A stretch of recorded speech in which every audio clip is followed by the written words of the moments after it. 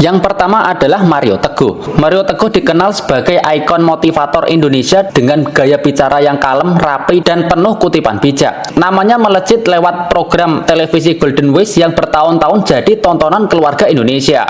Buku-bukunya seperti Mario Teguh Golden Voice dan juga Life Changer laris manis dan sering dijadikan pegangan pengembangan diri. Keunikan Mario ada pada kemampuan merangkai kalimat yang sederhana tapi terdengar sangat mahal dan juga filosofis. Namun karirnya terguncang hebat saat muncul konflik publik dengan Kiswinar Teguh yang mengaku sebagai anak biologisnya. Kasus tersebut berkembang luas di media, melibatkan tes DNA, debat hukum, dan juga saling bantah di ruang publik. Acara televisinya berhenti, undangan seminar menurun drastis, dan pamornya tak pernah benar-benar pulih. Yusuf Mansur dikenal sebagai motivator spiritual dengan tema sedekah, rezeki, dan juga keberkahan hidup. Ceramahnya sederhana, emosional, dan mudah diterima masyarakat kelas menengah ke bawah. Ia mendirikan berbagai program seperti Wisata Hati, PPPA Darul Quran, dan berbagai gerakan sedekah nasional. Buku dan ceramahnya membuat banyak orang percaya bahwa sedekah adalah jalan pintas menuju ke lapangan rezeki. Keunikannya adalah menggabungkan motivasi finansial dengan pendekatan agama secara langsung.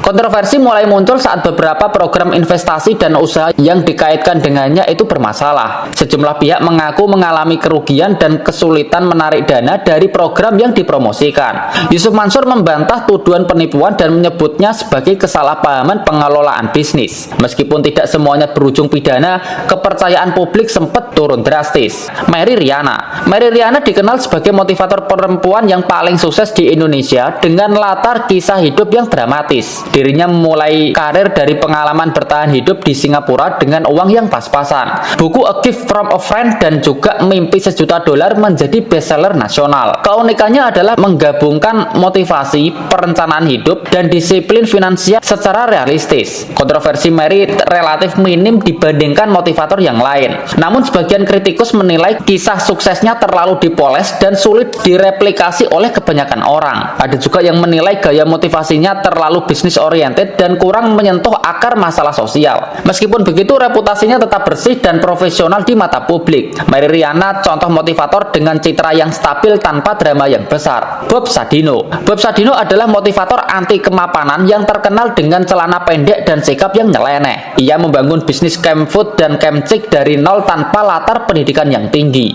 Bob menolak teori motivasi klasik dan lebih menekankan keberanian mencoba tanpa banyak berpikir. Bukunya seperti Goblok Pangkal Kaya jadi simbol perlawanan terhadap mental takut gagal. Keunikan Bob adalah pada gaya bicara yang ceplas-ceplos dan anti basa-basi. Kontroversinya muncul dari ucapannya yang sering dianggap merendahkan pendidikan formal. Banyak akademisi menilai pesannya berbahaya jika ditelan mentah-mentah. Namun Bob Sadino justru dicintai karena kejujuran dan juga konsistensinya. Dirinya tidak menjual mimpi, tapi mental siap jatuh dan juga siap bangkit. Bong Chandra dikenal sebagai motivator termuda yang sukses besar di usia yang sangat muda. Dirinya aktif mengisi seminar bisnis, properti, dan pengembangan diri di berbagai kota. Buku-bukunya banyak membahas keberanian memulai usaha sejak dini. Keunikannya adalah citra anak muda yang sukses, yang disiplin, dan juga ambisius. Namun dirinya juga sering dikritik karena dianggap terlalu menjual gaya hidup sukses. Kontroversi muncul saat sebagian peserta seminar mempertanyakan isi materi yang dianggap normatif. Ada tudingan bahwa ilmunya lebih motivasional daripada teknis aplikatif. Meskipun demikian,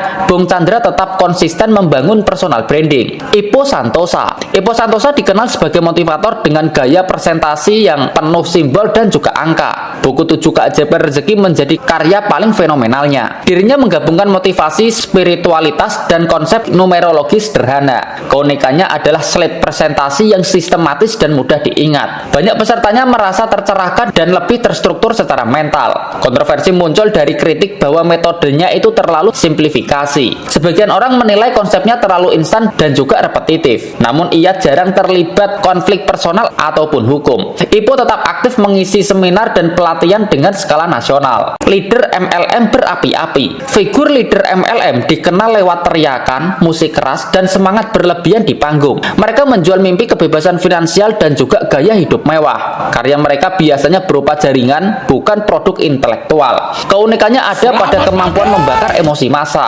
Kontroversi selalu melekat karena sistem MLM sering dianggap abu-abu. Banyak peserta merasa tertipu janji yang tak sesuai dengan realita. Beberapa kasus berujung konflik hukum dan juga laporan penipuan. Figur ini paling sering diperdebatkan dalam dunia motivasi. Dwi Hartono. Dwi Hartono sempat dikenal sebagai motivator dengan gaya agresif dan penuh tekanan mental. Dirinya sering menyampaikan motivasi ekstrim tentang kekuatan pikiran. Namun namanya berubah total saat terseret kasus pembunuhan. Statusnya sebagai tersangka menghancurkan seluruh citra motivatornya. Publik terkejut karena figur motivasi justru terlibat tindakan kriminal yang berat. Kasus ini menjadi sorotan nasional dan viral di media. Semua materi motivasinya itu dipertanyakan ulang. Banyak yang menilai ada ketidakseimbangan psikologis. Karirnya berhenti total sejak kasus tersebut. Dirinya menjadi contoh gelap di dunia motivasi. Julianto Eka Putra. Julianto Eka Putra dikenal sebagai motivator anak dan pendidikan karakter. Dirinya sering tampil sebagai figur inspiratif bagi orang tua.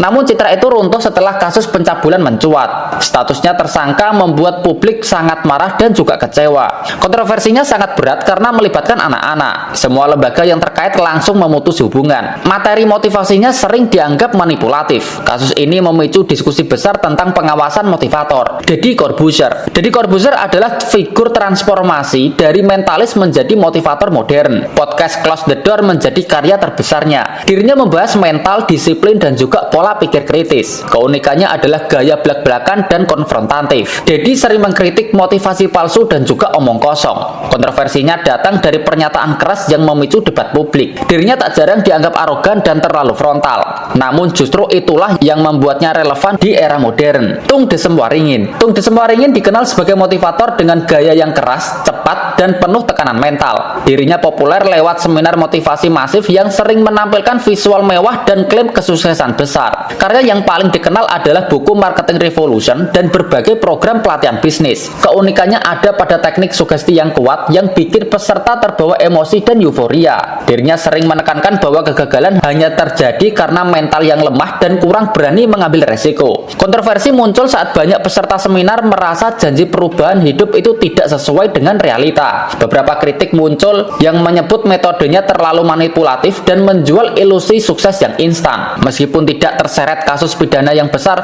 reputasinya sering diperdebatkan. A. Agim. A. Agim dikenal sebagai motivator spiritual dengan pendekatan ketenangan, keikhlasan, dan juga manajemen hati. Dirinya sangat populer di awal 2000-an lewat ceramah dan juga program manajemen kolbu. Buku, kajian, dan bisnis berbasis dakwahnya berkembang pesat dan punya basis jamaah yang sangat besar. Keunikannya adalah gaya bicara yang lembut, yang menenangkan dan jauh dari teriakan. Kontroversi besar muncul saat ia memutuskan berpoligami secara terbuka. Keputusan itu memicu kekecewaan besar dari jamaahnya, terutama kaum perempuan. Popularitasnya turun drastis dan sebagian bisnis dakwahnya langsung terdampak. Agim menjadi contoh bagaimana keputusan personal bisa mengguncang kredibilitas motivator spiritual.